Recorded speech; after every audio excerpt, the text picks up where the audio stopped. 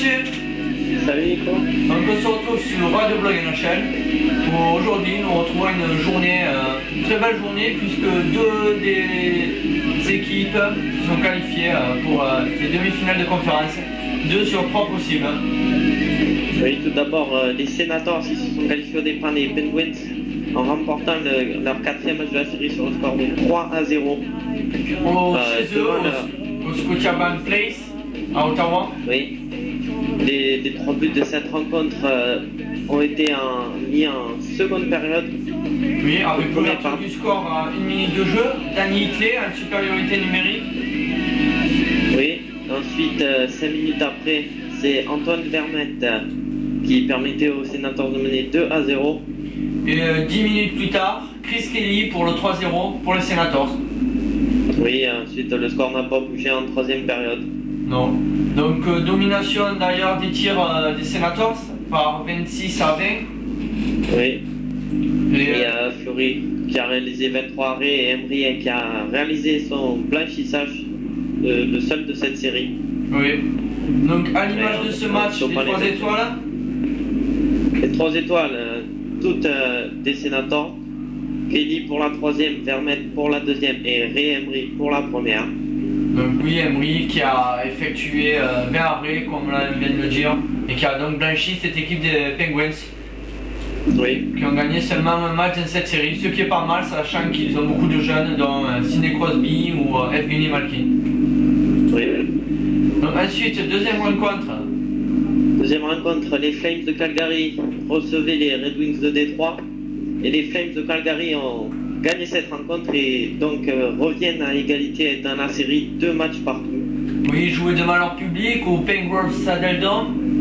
Ils étaient menés 2-0 dans la série et maintenant ils ont égalisé à 2 partout.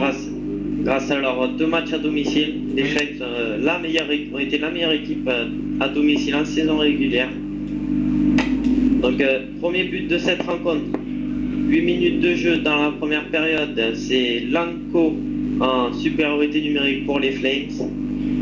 Mais 3 minutes plus tard, les Red Wings égalisaient avec Todd Bertuzzi, arrivé des Panthers à mi-saison. Oui, son premier but en série avec les Red Wings, il me semble. Oui, c'est ça. Ensuite Conroy pour les Flames leur redonnait l'avantage au bout de 13 minutes de jeu, toujours dans la première période. Mais 2 minutes plus tard, encore une fois, Franzen pour les Red Wings qui égalisent à 2 partout. Oui, et ensuite 8 minutes de jeu dans la deuxième période, c'est Lanko pour son doublé en avantage numérique qui donnait la victoire aux Flames de Calgary. Donc au niveau des tirs, pourtant, domination des Red Wings face aux Flames. Oui, avec 35 tirs des Red Wings, 21 des Flames. Mais Kiprusoff a été... Kiprusoff, 33 arrêts, très beau match de Mika Kiprusoff. Et Dominik Hasek en face a réalisé seulement 18 arrêts sur les 21 tirs qu'il a reçus. Oui, donc au niveau des 3 étoiles, seul Red Wings dans les étoiles, c'est le 3e. Todd Bertuzzi, oui, la 3e étoile. Ensuite, Daimon Lenko avec son doublé obtient la 2e étoile et Mika Kiprusoff pour la 1re étoile avec ses 33 arrêts. Encore une fois, après le match d'Ottawa, un gardien 1re étoile. Ça fait 2 matchs de gardien 1re étoile. Décidément, il y a des bons gardiens dans ces séries cette année. Oui. Alors, on parle de bons gardiens. À Dallas contre Vancouver, là aussi, il y a du bon gardien. Où les Canucks pouvaient se qualifier hier soir. Oui, mais malheureusement, ils se sont inclinés sur le score de 1-0. Le seul but est arrivé au bout de 6 minutes en prolongation, dans la première période des prolongations. Grâce à un but de Brendan Morrow, un avantage numérique. Oui, qui a permis aux Stars de revenir, de marquer, de gagner leur 2e match dans cette série. Ils ne sont plus menés que 3-2. Donc, mais au prochain match, les Canucks ont toujours la possibilité de se qualifier, mais cette fois-ci, ce sera chez Dallas. Oui. Donc, à l'image de ce faible score, c'est la prestation des gardiens. Turco Luengo. Oui. 30 tirs des Stars qui nous donnent 29 arrêts de Roberto Luongo. Et 21 tirs des Canucks et Turco les a tous sortis. Donc son deuxième blanchissage dans cette série. Donc on retrouve évidemment les deux gardiens dans les 3 étoiles. Oui, Roberto Longo la troisième, Marty Turco la deuxième et la première étoile revient à Brendan Moreau pour le seul buteur de cette rencontre. Donc encore une fois dans ce 3e match, les gardiens importants dans cette rencontre. Oui. Et ensuite, dernier match, et là c'est les Ducks qui se sont qualifiés au départ du Wild, du Minnesota. Oui, ils ont remporté ce match 4-1 et ils ont aussi remporté la série sur le score de 4-1.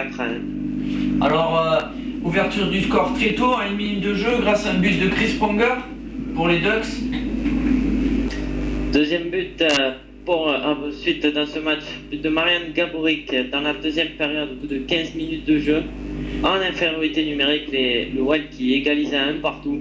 Mais malheureusement, 1 minute plus tard, les Ducks qui bénéficient d'un avantage numérique et c'est Getzlaff qui mène la marque à 2-1. Oui, ensuite le troisième but des Ducks arrive au bout de 10 minutes dans la troisième période par Chris Perry. 3-1 pour les Ducks à ce moment-là. Et c'est Mohan pour les Ducks qui achève le score à 1 minute de la fin alors que le Wild avait retiré Backstrom pour laisser un ultime espoir. Oui. Donc au niveau des tirs. Au niveau des tirs, domination des Ducks, 39 tirs pour eux, 27 tirs pour Minnesota. Donc très bon gardien. 35 arrêts pour Backstrom, 26 arrêts pour Giger. Et au niveau des étoiles, Oui, 3 d'Anaheim. Oui, 3 d'Anaheim. Paulson obtient la 3e étoile. Chris Perry obtient la 2e étoile et Chris Pronger obtient la 1re étoile de cette rencontre.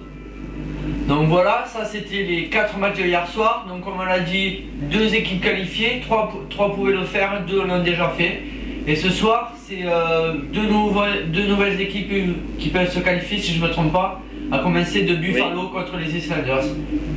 Buffalo, oui, qui mène 3 matchs à 1 et qui reçoit les Islanders, donc qui ont de très grandes chances de s'imposer cette nuit.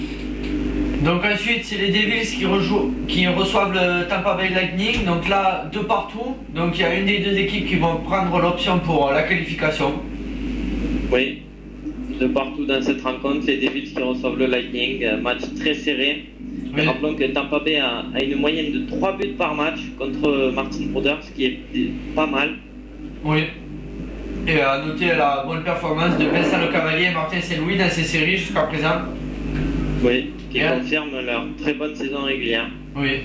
Et ensuite, 3e rencontre, une de l'Ouest, et là c'est les Sharks qui peuvent se qualifier.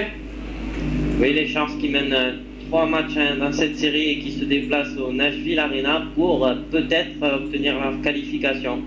Oui. Mais les Predators vont certainement vouloir ne pas vouloir dire leur dernier mot puisqu'ils jouent à domicile, donc une défaite là serait pas très bien. Donc on va voir ce que les Sharks vont donner. Donc c'était les résultats de la dernière journée sur Radio Blog NHL avec Nicolas et Gauthier.